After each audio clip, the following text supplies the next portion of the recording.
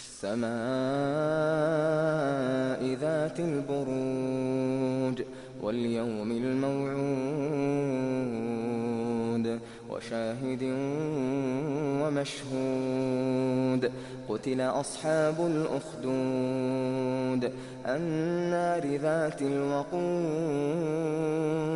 إذ هم عليها قعود وهم على ما يفعلون بالمؤمنين شهود وما نقموا منهم إلا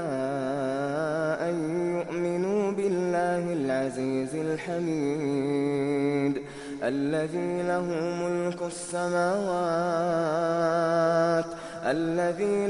ملك السماوات والأرض والله على كل شيء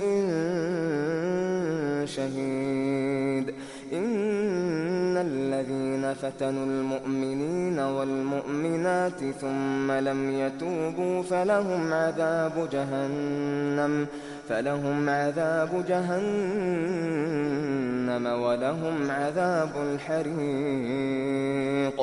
إن الذين آمنوا وعملوا الصالحات لهم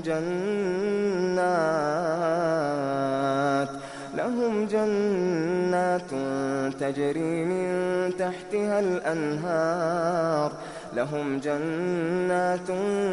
تجري من تحتها الأنهار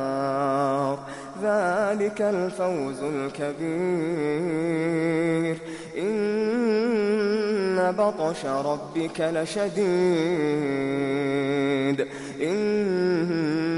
بطش ربك لشديد إنه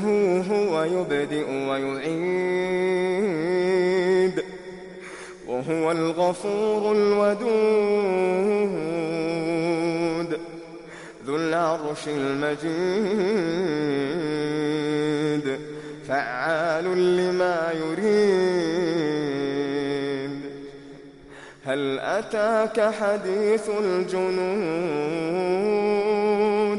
فرعون وثمود